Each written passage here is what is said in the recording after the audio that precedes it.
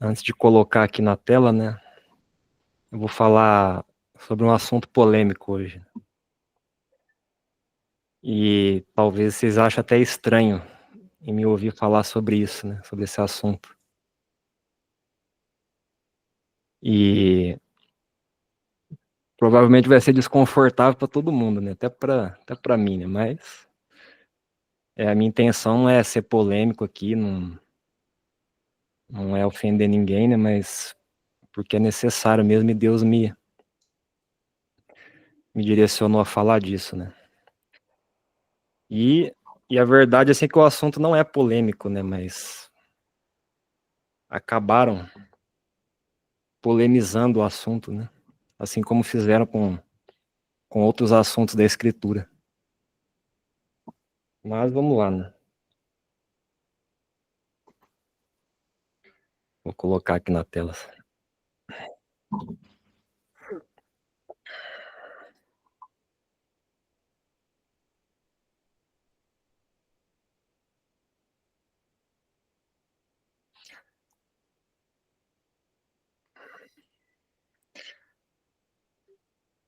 Então, o assunto é sobre a lei da semeadura e da colheita, né, a prosperidade bíblica. E eu quero começar lendo aqui 2 textos, né, o primeiro é de Gálatas, capítulo 6, do 6 ao 10, né. Aquilo que você semear, você vai colher. É uma lei bíblica. Mas aquele que está sendo instruído na palavra, compartilhe todas as coisas boas com aquele que o instrui. Não se engane, de Deus não se zomba. Pois aquilo que a pessoa semear, isso também colherá.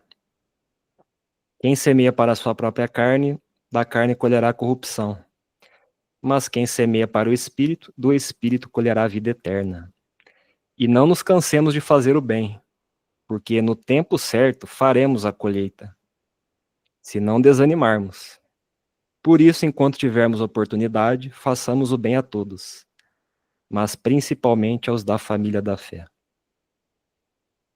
Então aí no versículo 10 fala de fazer o bem a todos, né? Principalmente os da família da fé, né? E como que faz esse bem, né? Compartilhando todas as coisas boas com aqueles que o instruem, né? Que está ensinando a palavra. Se você está aprendendo com alguém, né? Ou com várias pessoas, né? Compartilhar. Fala de oferta aqui, né? E isso é uma forma de semear, né? O texto vai, ali no capítulo 5 de Gálatas, vai falar das obras da carne, vai falar da fruto do Espírito, mas aqui nessa parte vai falar sobre a questão de oferta, né, de dinheiro, de semear e de colher, né? No tempo certo faremos a colheita, né? Se não desanimarmos. E de 2 Coríntios 9, do 6 ao 10. E isto afirmo, aquele que semeia pouco também colherá pouco, e o que semeia com fartura também colherá com fartura. Cada um contribua segundo tiver proposto no coração, não com tristeza ou por necessidade, mas porque Deus ama quem dá com alegria. Deus pode tornar abundante em vocês toda a graça, a fim de que, tendo sempre, em tudo, ampla suficiência, vocês sejam abundantes em toda a boa obra. Como está escrito, distribuiu, deu aos pobres, a sua justiça permanece para sempre. E Deus que dá semente ao que semeia e pão para alimentos, também suprirá e aumentará as sementes e multiplicará os frutos da justiça de vocês. Assim vocês serão enriquecidos em tudo, para toda a generosidade, a qual, por meio de nós, resulta em orações de gratidão a Deus. O contexto aqui nesse 2 Coríntios 8 e 9, né, vai falar da contribuição aos dos santos mais pobres, né, mas o princípio aqui é o mesmo, né, de semear e colher, né, questão de contribuir com generosidade, ofertar. E Paulo vai falar, né, que semeia com fartura, colherá com fartura, né. O texto diz, né, Deus dá semente ao que semeia, mas se você não semear, ele não vai aumentar as suas sementes. Isso não quer dizer que Deus vai deixar de cuidar de você e de prover o necessário, pois o texto diz que ele dá pão para alimento. Deus trabalha com multiplicação. Ele multiplica a semente de quem semeia. Isso mostra o tanto que ele quer, que ele aumenta as sementes daquele que semeia. Mas se você não semear, você não vai colher. Tem crentes que, ao invés de semear as sementes que Deus deu a eles, eles comem todas as sementes. Não sabem como semear e nem o que Deus colocou nas mãos deles. A solução para os problemas financeiros deles está na própria mão deles. Então o assunto é sobre mamon hoje, né? Sobre dinheiro, oferta, prosperidade. O próprio Jesus falou que a gente não pode servir a dois senhores, né? E ali vai estar falando de riquezas. E tem gente que só vai atrás de riqueza, só pensa em dinheiro. Mas vamos lá, né? E por que falar desse assunto, né? Porque tem filhos de Deus que amam o dinheiro. São escravos do dinheiro, são idólatras do dinheiro. O dinheiro é o Deus deles, ainda que não percebam isso, né? É o dinheiro que dita o que a pessoa pode fazer ou não, comprar ou não, ofertar ou não. Está sempre dependente do dinheiro e com medo de ficar sem dinheiro. O dinheiro manda nele.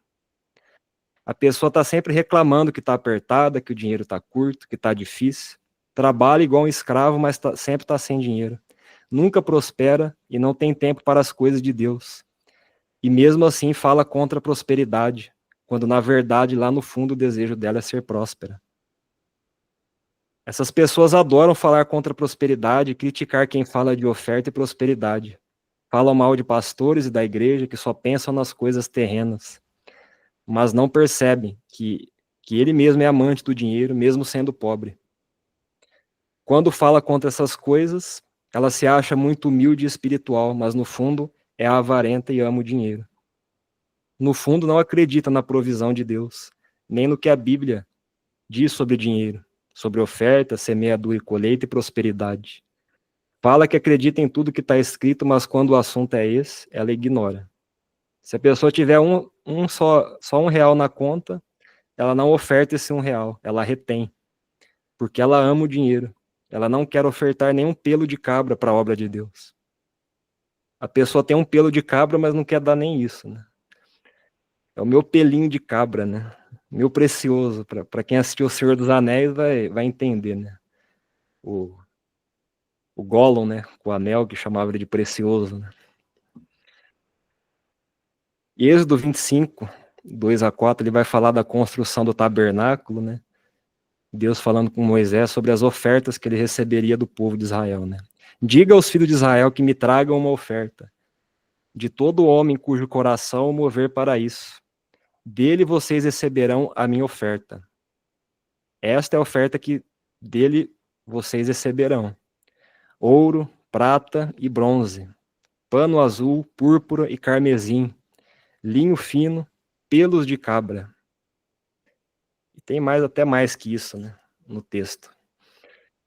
Então vai desde de materiais mais nobres até mais comuns, né? Vai ter ouro, prata, até pelo de cabra, né? Mas que Deus aceita como oferta ali para o tabernáculo, para a construção do tabernáculo. Mas tem gente que não quer dar nem o pelo de cabra, né? Dar e receber. O que é mais importante, dar ou receber? A Bíblia diz que é melhor dar do que receber. Atos 20, 35. Aqui é o apóstolo Paulo falando, né? Em tudo tenho mostrado a vocês que trabalhando assim, é preciso socorrer os necessitados e lembrar das palavras do próprio Senhor Jesus. Mais bem-aventurado é dar do que receber.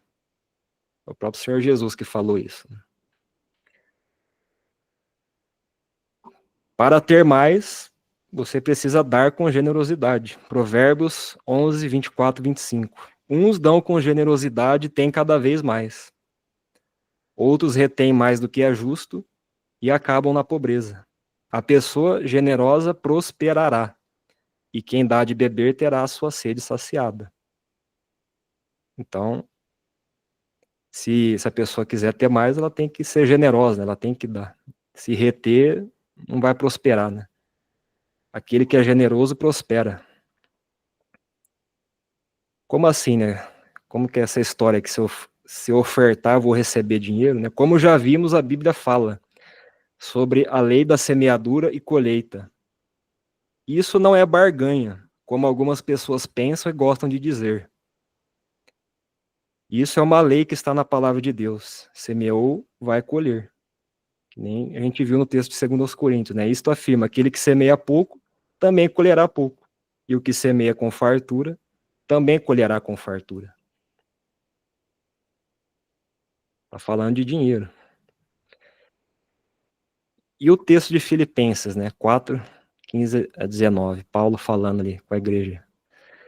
E como vocês, filipenses, sabem muito bem, no início da pregação do evangelho, quando parti da Macedônia, nenhuma igreja se associou comigo nessa questão de dar e receber, exceto vocês somente. Então o assunto é semear e colher, né? Dar e receber. Porque até quando eu estava em Tessalônica, por mais de uma vez vocês mandaram bastante para as minhas necessidades. A igreja de Filipos estava sustentando o apóstolo Paulo, né? Não que eu esteja pedindo ajuda, pois o que realmente me interessa é o fruto que aumente o crédito na conta de vocês.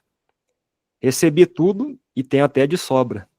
Estou suprido desde que Epafrodito me entregou o que vocês me mandaram, que é uma oferta de aroma agradável, um sacrifício que Deus aceita e que lhe agrada.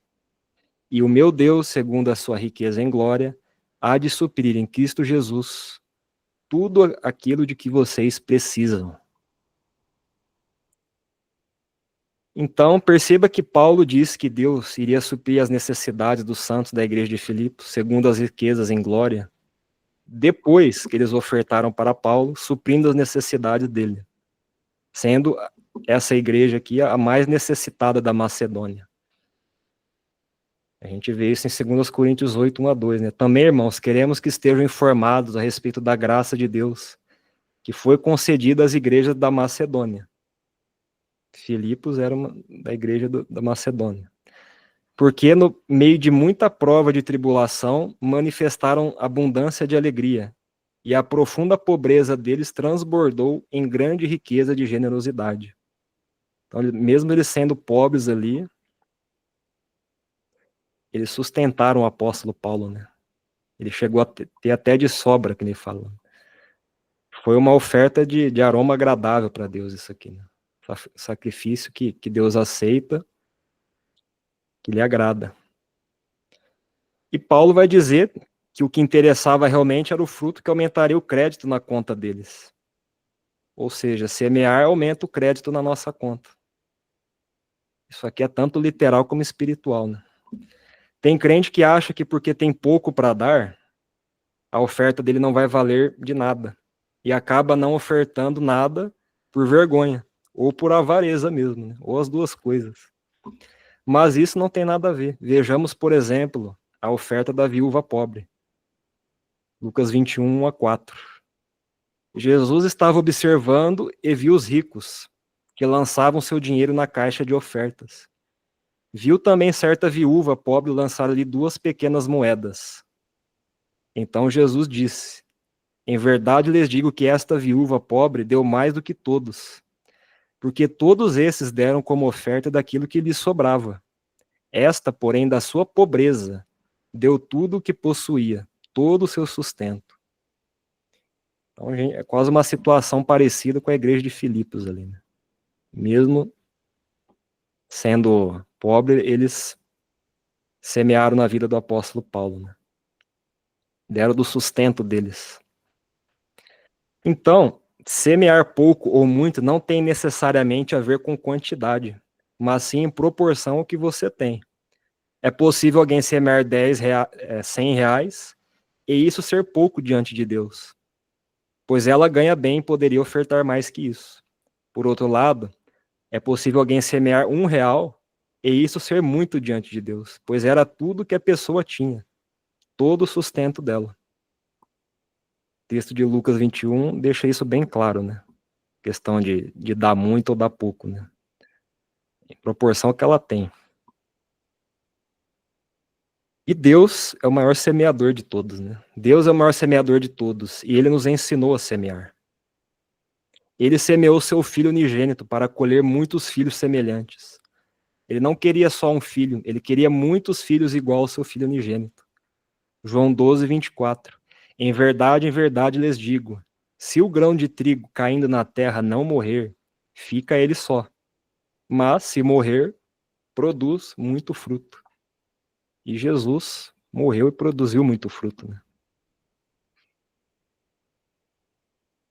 E Romanos 8, né, vai falar, né, que predestinou os filhos ali, né, para serem conformes à imagem de seu filho, a fim de que ele seja o primogênito entre muitos irmãos. E aí fica a pergunta, né, será que foi fácil para Deus semear o filho unigênito dele na terra? Semear dói, principalmente quando não tem costume de semear, né? Quando você semeia, você está crucificando a sua carne, mas a colheita é certa. Um grão de trigo produziu muito fruto. Uma semente sua pode produzir muito fruto. E a gente vai ver que Deus prospera os seus servos. Tem gente que acha um absurdo a ideia de que Deus pode prosperar seus servos, e que isso é heresia. Mas tem também quem acha um absurdo a igreja passar pela grande tribulação, e dizem que isso também é heresia. Dizem que esse negócio de semear e colher é barganha com Deus, e coisa de gente interesseira. Não é barganha, é uma lei que Deus deixou na Escritura. Semeou, vai colher. Mas ambas as coisas estão escritas na palavra de Deus, tribulação e prosperidade. Deus não tem problema nenhum em prosperar seus servos. E Deus quer prosperar seus servos. Vemos isso com Abraão, Isaac, Jacó, Davi, Salomão. E a gente vai ver o caso aqui de Isaac, né? Gênesis 26, 1 a 3 e 12 a 14. Sobreveio fome à terra, assim como tinha acontecido nos dias de Abraão. Então Isaac foi a Gerar, encontrar-se com Abimeleque, rei dos filisteus. O Senhor apareceu a Isaac e lhe disse: não desça ao Egito, mas fique na terra que eu lhe indicar. Habite nela, e serei com você e o abençoarei. Porque a você e à sua descendência darei todas estas terras, e confirmarei o juramento que fiz a Abraão, seu pai. E nos versículos a seguir, né? Isaac semeou naquela terra, e no mesmo ano recolheu 100 por um, porque o Senhor o abençoava. Ele enriqueceu, continuou prosperando, ficou riquíssimo. Tinha ovelhas e bois e grande número de servos, de maneira que os filisteus tinham inveja dele. Então, baseado nesse texto, né, tem várias coisas aqui para falar. Tem crente que quando está com dificuldades financeiras, ao invés de confiar na provisão de Deus e semear numa terra fértil, ele quer descer para o Egito. Ele quer arrumar mais um emprego e trabalhar igual um escravo. Ele acha que a solução é trabalhar mais. E aí não tem tempo para mais nada, nem para sua família, nem para Deus. Não tem tempo para ir no culto, nem para orar, nem para estudar a palavra. E não consegue nem dormir direito, sendo que Deus dá aos seus amados enquanto eles dormem, como diz no Salmo 127, versículo 2. E aí só fica pensando no dinheiro que ele vai receber com o seu trabalho. Fica fazendo continha para ver se o dinheiro vai dar para pagar as contas e comprar comida. E se sobrar alguma coisa, ele dá como oferta. Ele vê o emprego dele como fonte de renda, quando na verdade o emprego é apenas um canal que Deus usa, pois a fonte é Deus. Deus é a sua fonte e não o seu emprego. Isaac semeou na terra que o Senhor mandou ficar, e no mesmo ano colheu 100 por um. Deus o abençoou e ele prosperou tanto que ficou riquíssimo, ao ponto de os filisteus terem inveja dele. Deus quer te prosperar ao ponto de os ímpios terem inveja de você, que é crente. E para prosperar, ele só precisou ficar na terra que Deus o mandou ficar e semear. Não precisou cumprir toda a lei, né? Até porque isso foi antes da lei de Moisés. Basta semear na terra certa, numa terra fértil. Mas tem crente que não acredita nisso e nem quer isso. Prefere continuar sendo escravo e miserável. Ele acha que vai ser mais humilde vivendo assim, que terá mais moral com Deus assim. E faz isso para continuar falando mal de prosperidade de quem fala sobre esse assunto. Faz isso porque é mais fácil e conveniente para ele. Isaac era filho da promessa. Você também é filho da promessa por meio de Cristo Jesus. Isaac é nosso pai. E nós somos filhos da promessa. Como diz Romanos 9, 6 a 10. E não pensemos que a palavra de Deus falhou, porque nem todos os de Israel são de fato os israelitas. Nem por serem descendentes de Abraão são todos filhos. Pelo contrário, por meio de Isaac será chamada a sua descendência. Descendência espiritual, né? Os filhos da promessa, os que são da fé. Isto é, não são os filhos da carne que são filhos de Deus, mas os filhos da promessa que são contados como descendência. Porque a palavra da promessa é esta: por esse tempo voltarei e Sara terá um filho. E isso não aconteceu somente com ela, mas também com Rebeca, ao conceber de um só de Isaac, nosso pai. E sobre a questão da teologia da prosperidade, né? Que a pergunta certa a ser feita é: para que você quer ser próspero? Em que você vai usar a sua prosperidade? Para ostentar ou para os propósitos de Deus? Realmente tem gente que prega prosperidade de uma forma distorcida e com finalidades totalmente contrárias à vontade de Deus. O diabo vai fazer de tudo para tirar as pessoas do equilíbrio. Ou ele vai fazer você permanecer na ignorância, ou te levar ao extremo sobre algum assunto da Bíblia. E é exatamente isso que acontece com as pessoas que ensinam prosperidade com intenções erradas e pessoas que falam contra a prosperidade. Cada um está no extremo ainda. Sendo que a Bíblia fala sobre prosperidade, mas também fala contra o amor ao dinheiro e o amor ao mundo. Não há problema nenhum em ser próspero e Deus não tem nenhuma dificuldade em prosperar seus servos. O problema é o amor ao dinheiro e ao mundo. Tem crente que gosta de falar contra a prosperidade, mas vive reclamando do governo que é corrupto. Isso porque, no fundo, ele quer ter dinheiro, mas o governo dificulta. Fala mal do governo porque as coisas estão caras e não queria gastar tanto, porque quer ter mais dinheiro e trabalhar menos também. Dizem também que é absurdo ficar falando de prosperidade, isso é heresia. Jesus está voltando, o anticristo está para aparecer, você aí falando de prosperidade, de finanças, de dinheiro, de oferta. Fala sobre a volta de Jesus, fala sobre a grande tribulação, sobre o anticristo. Fale sobre oração, né? E coisas semelhantes, né? Começa o sermão. Mas eu pergunto, se você estiver com problemas financeiros, você vai esperar chegar a última semana de Daniel para se ver livre dos seus problemas financeiros? E se demorar mais 10 anos para começar a última semana de Daniel? Você vai ficar passando problemas financeiros por mais 10 anos? Vai ficar sem tempo para as coisas de Deus por mais 10 anos? Vai ficar se matando de trabalhar por mais 10 anos? Falar sobre o anticristo e a grande tribulação vai resolver os problemas financeiros que você está passando agora? É claro que é importante falar sobre escatologia, mas a Bíblia não fala só disso. Ela também fala sobre finanças. E essa é uma área que muitos filhos de Deus têm problemas. E Deus deseja ensiná-los nessa área também. Tem muitos filhos de Deus que estão com problemas financeiros e ao invés de aprenderem da forma correta o que está na Bíblia, e com o homem de Deus sobre prosperidade, vão atrás de pessoas ímpias para aprender sobre finanças. E aí aprendem tudo errado. Aprendem que devem investir na bolsa. Eu estou falando bolsa aqui, mas tem vários tipos de investimento ainda. Fala que tem que guardar dinheiro, né? E começam a amar o dinheiro e só pensar nisso. É só ficar pensando nas ações ainda. Crente não precisa ir atrás de pessoas ímpias, coaches, para aprender sobre finanças, pois a Bíblia já ensina sobre finanças e como prosperar. Deus já deixou todas as instruções na palavra dele sobre esse assunto. Ao invés de ficar sempre reclamando que está difícil, que está apertado e falando contra a prosperidade, aprenda sobre a prosperidade bíblica. A sua prosperidade pode ser usada para dar o melhor para a sua família, para você ter mais tempo para Deus, para sustentar ministros que pregam o evangelho do reino, para enviar missionários, para ajudar os necessitados também, né, os mais pobres, seja do corpo de Cristo ou não.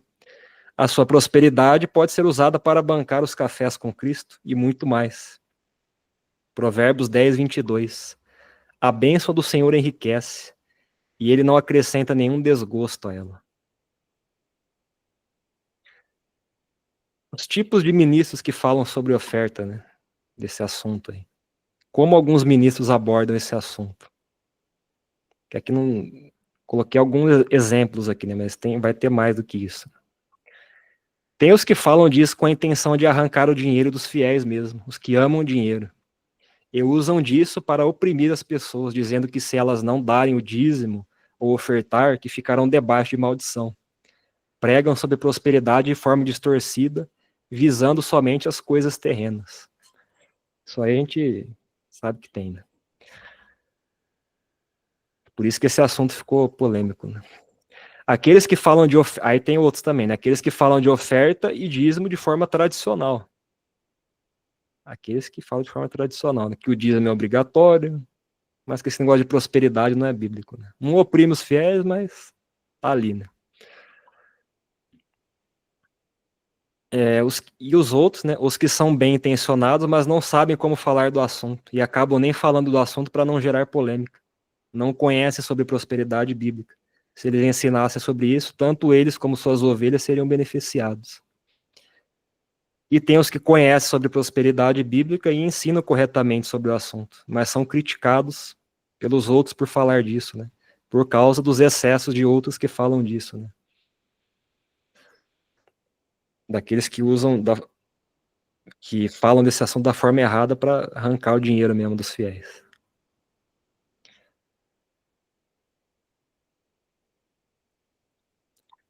Sobre o sustento dos ministros do evangelho. Quando se fala sobre ofertar para ministros que Deus colocou na igreja e sustentá-los, alguns crentes dizem: não tem que dar dinheiro para pastor, não. Pastor tem que trabalhar. Paulo fazia tendas para sobreviver enquanto pregava o evangelho. Esse negócio de dar dinheiro para pastor está errado. Não tem que dar dízimo nem oferta. Tem que dar dinheiro para os pobres, isso sim, porque tem um monte de pobre passando fome, etc. E mais um sermão aí, né, que vem.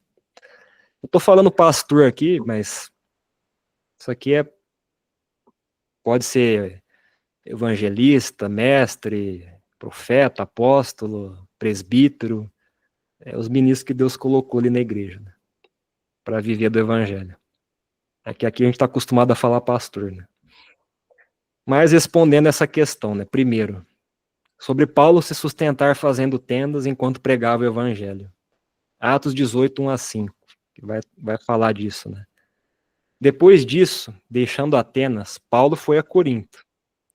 Lá encontrou um judeu chamado Áquila, natural do Ponto, recentemente chegado da Itália, com Priscila, sua mulher, porque o imperador Cláudio havia decretado que todos os judeus deviam ser de Roma. Paulo aproximou-se deles, e como tinham o mesmo ofício, passou a morar com eles e ali trabalhava. O ofício deles era fazer tendas. E todos os sábados Paulo falava na sinagoga, persuadindo tanto judeus como gregos.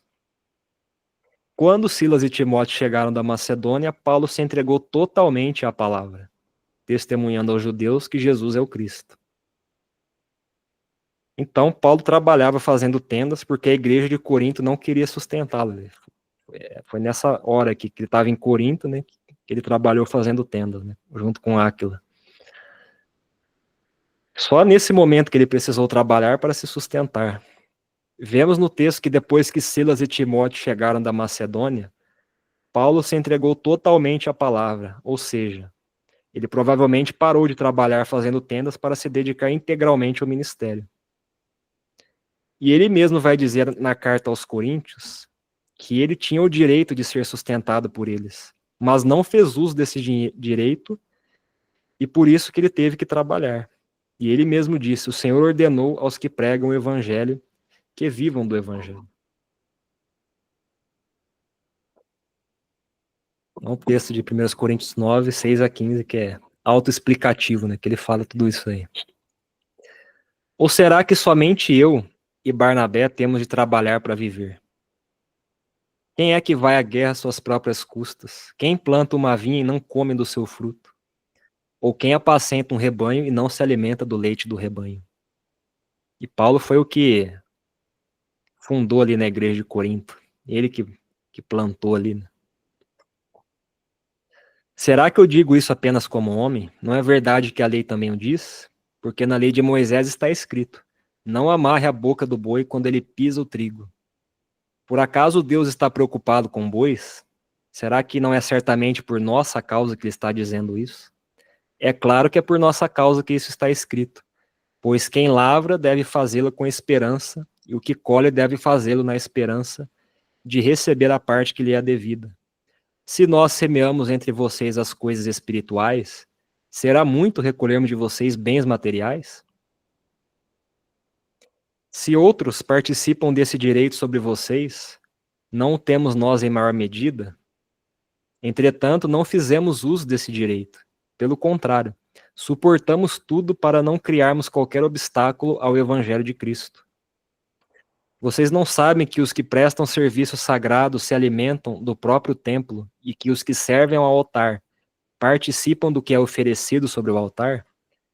Assim também o Senhor ordenou aos que pregam o Evangelho que vivam do Evangelho. Eu, porém, não tenho feito uso de nenhuma destas coisas, e não escrevo isto para que assim se faça comigo.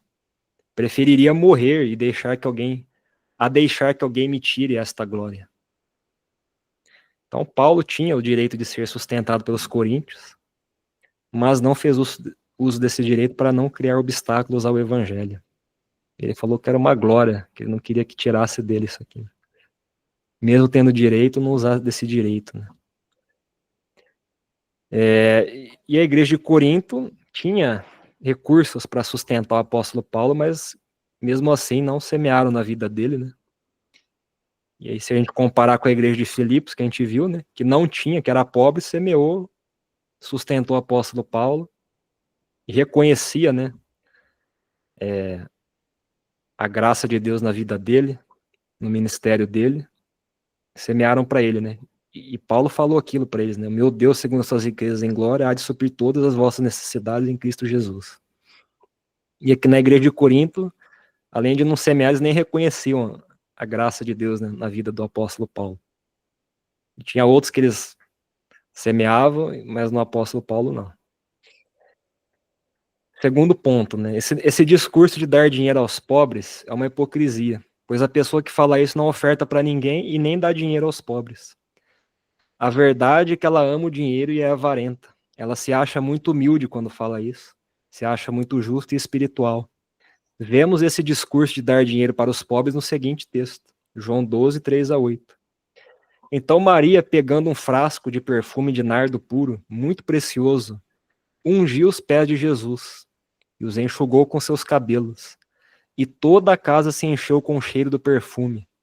Mas Judas Iscariotes, um dos seus discípulos, aquele que estava para trair Jesus, disse: por que este perfume não foi vendido por 300 denários e o valor não foi dado aos pobres?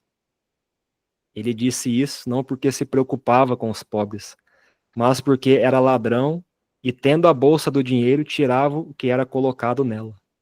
Mas Jesus disse: deixa, que ela guarde isto para o dia do meu sepultamento, porque os pobres estão sempre com vocês, mas a mim vocês nem sempre terão. Então perceba que Judas disse que era um desperdício usar aquele perfume caro para ungir os pés de Jesus. O que os pés significam, né?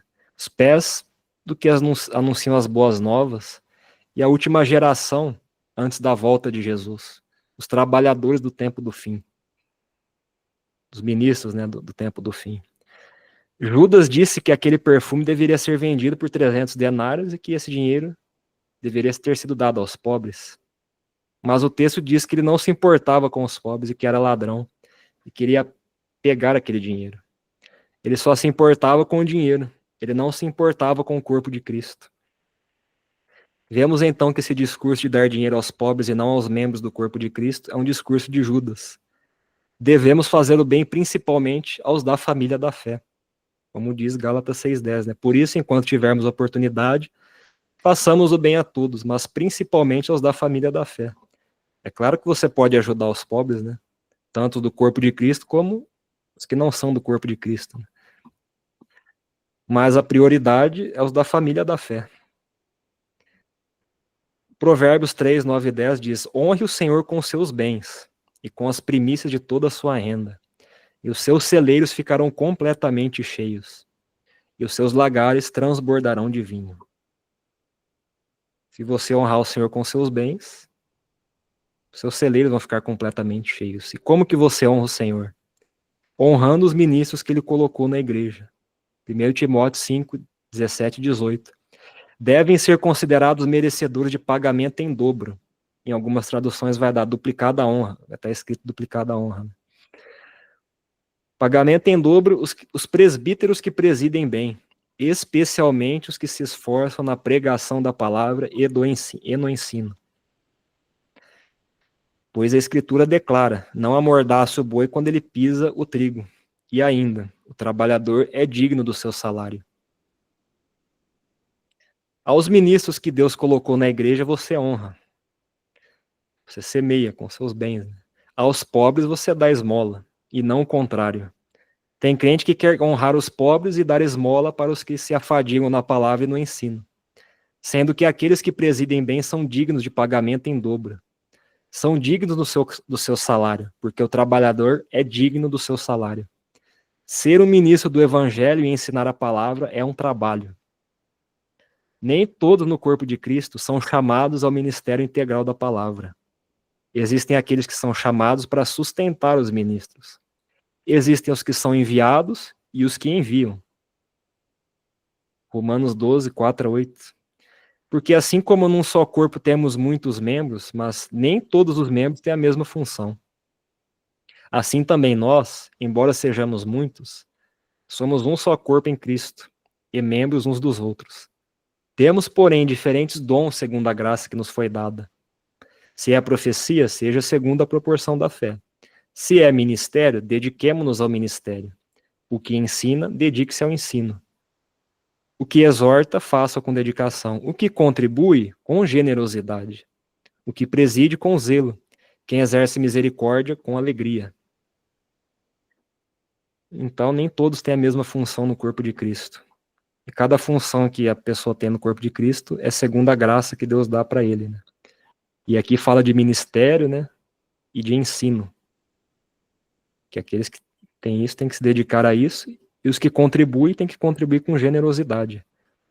Claro que todas as pessoas podem contribuir com generosidade no corpo de Cristo, mas tem algumas pessoas específicas que Deus levanta no corpo de Cristo, mais focado nessa área de contribuição, né?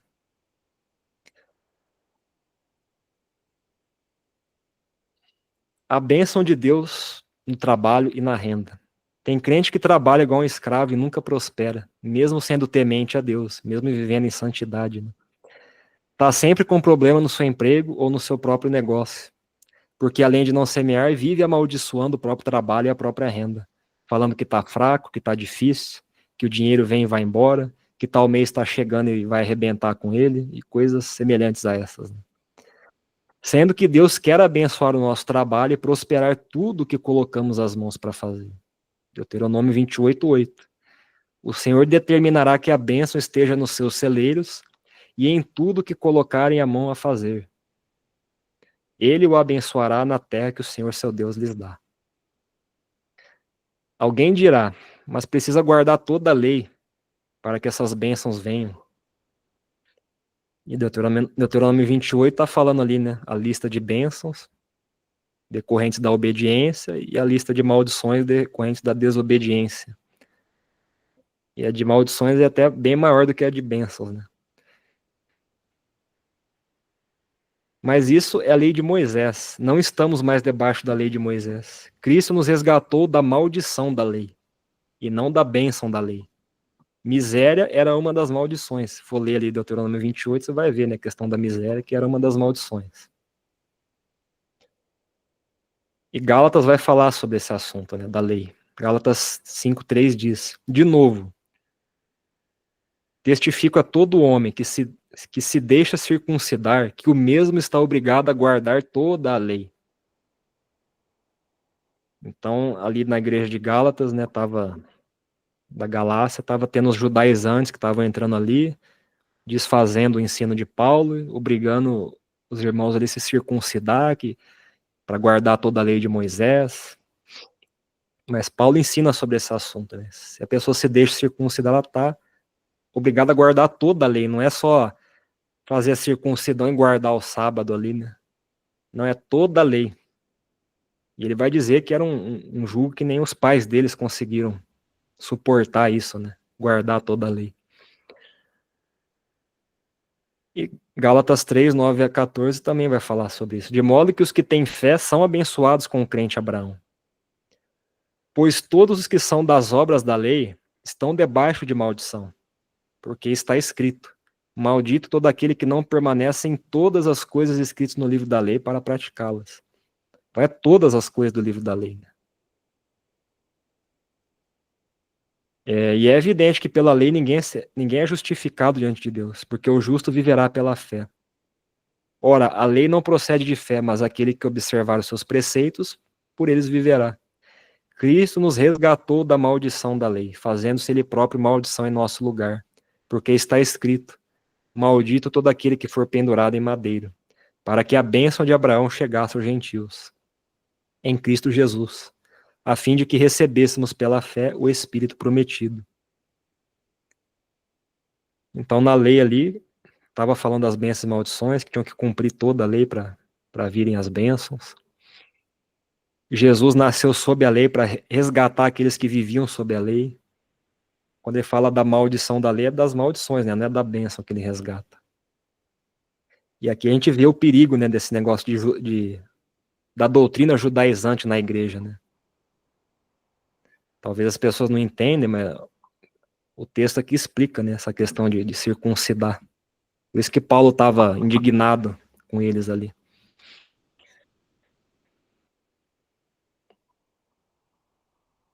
Se você não tiver sementes para semear, semeie o teu pão. Eclesiastes 11, 1 a 6. Lança o seu pão sobre as águas, porque depois de muitos dias você o achará. O pão está falando do sustento da pessoa, né? O que resta de sustento. Reparta com 7, até mesmo com 8. Porque você não sabe que mal sobrevirá à terra. Se as nuvens estão cheias, derramam chuva sobre a terra. Se uma árvore cair para o sul ou para o norte, no lugar em que cair, aí ficará. Quem somente observa o vento nunca semeará, e o que olha para as nuvens nunca fará a colheita. Assim como você não conhece o caminho do vento, nem sabe como se formam os ossos no ventre da mulher grávida, assim também não entende as obras de Deus que faz todas as coisas.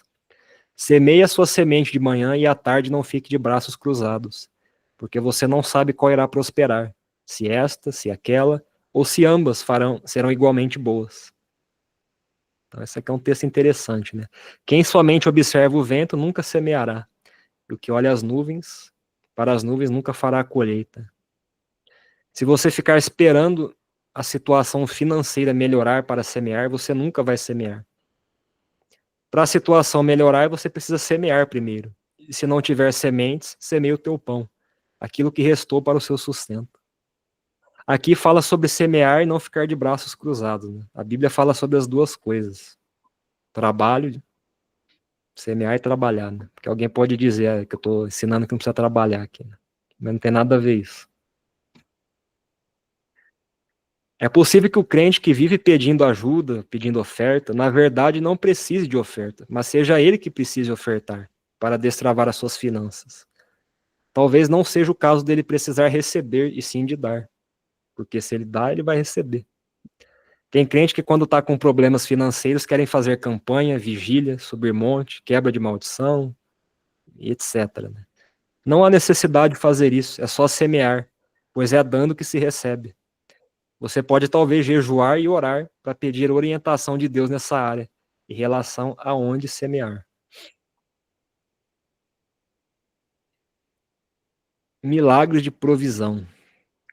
Quando Deus faz milagre financeiro, não é só para você, é para transbordar. É para ter o suficiente para você e sobrar até para os outros. Tem crente que acha que quando Deus faz um milagre financeiro, é só para pagar as dívidas e comprar comida. Mas quando Deus faz milagre financeiro é para sobrar, não é contadinho só para você. Mateus 16, 8-10. Jesus percebeu isso e perguntou: por que estão discutindo entre vocês, homens de pequena fé, sobre o fato de não terem pão? Vocês ainda não percebem nem se lembram dos 5 pães para 5.000 homens e de quantos cestos vocês recolheram? Nem dos 7 pães para os 4.000 e de quantos cestos vocês recolheram?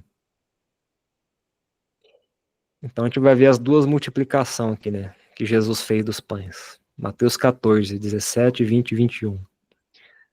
Mas eles responderam: não temos aqui senão 5 pães e 2 peixes. Todos comeram. Aí Jesus vai, pega, agradece, multiplica ali o pão e os peixes, né? O pessoal come. Todos comeram e se fartaram. E dos pedaços que sobraram, recolheram ainda 12 cestos cheios. E os que comeram foram cerca de 5.000 homens, além de mulheres e crianças. E a segunda multiplicação. Mateus 15, 34, 37 e 38. Perguntou-lhes Jesus: quantos pães tendes? Responderam: 7, e alguns peixinhos. Ele vai lá, dá graças, multiplica, todo mundo come. Todos comeram e se fartaram. E do que sobrou, recolheram 7 cestos cheios. Ora, os que comeram eram 4.000 homens, além de mulheres e crianças. Então essa é a conta aqui, né, da multiplicação dos pães. A primeira era 5 pães e 2 peixes para 5.000 homens, além de mulheres e crianças. E sobrou 12 cestos cheios. E a segunda multiplicação, 7 pães e mais alguns peixinhos para 4.000 homens. E sobrou 7 cestos cheios. Então, no primeiro caso, tinha menos recurso e mais gente para sustentar, mas a pessoa deu, Jesus multiplicou e sobrou 12 cestos. No segundo caso, tinha mais pães, tinha 7, tinha menos gente, mas sobrou menos cestos, sobrou 7 cestos. Então essa é a conta, né? Deus só precisa do seu pouco para fazer muito, só precisa do seu pelo de cabra. E como já vimos, Deus trabalha com multiplicação. Isaac colheu 100 por 1 quando obedeceu a Deus e semeou na terra certa. Nos casos da viúva de Sarepta, que ajudou Elias, e da viúva que Eliseu ajudou, essas pessoas só viveram milagres de provisão nas suas vidas porque deram do sustento delas para o homem de Deus. 1 Reis 17, 8-16.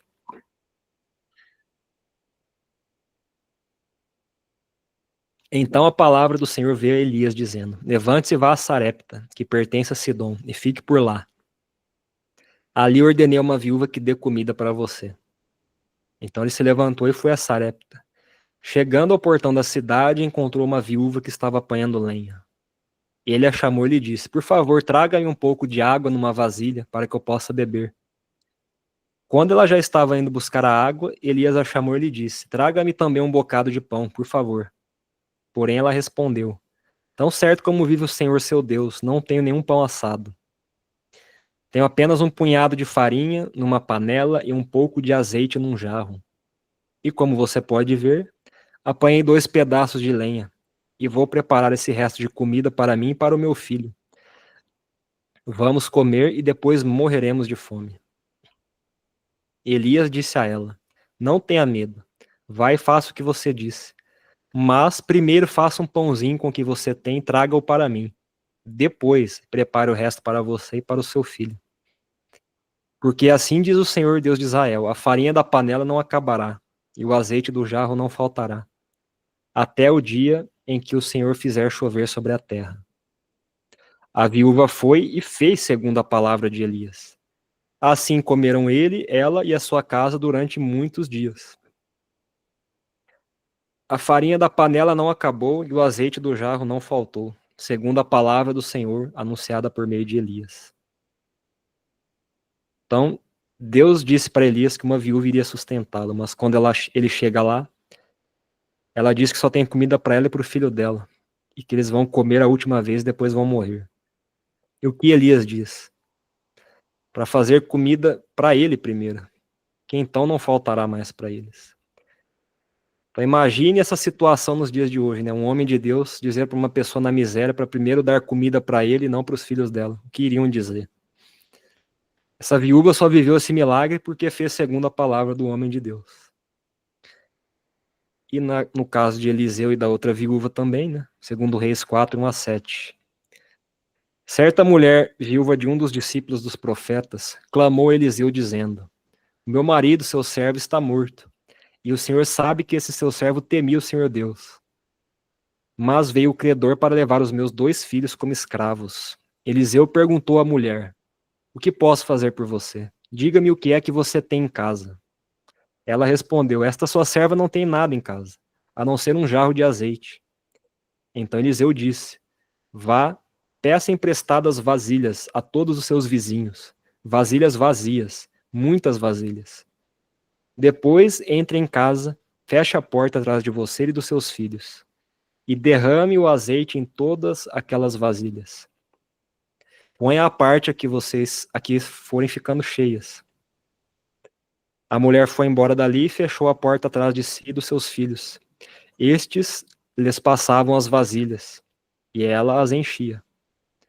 Quando todas estavam cheias, ela disse a um dos filhos: traga-me mais uma vasilha. Mas ele respondeu: não há mais vasilha nenhuma. E o azeite parou. Então ela foi e contou ao homem de Deus. Ele disse: vá, venda o azeite e pague a sua dívida. E você e os seus filhos vivam do que sobrar.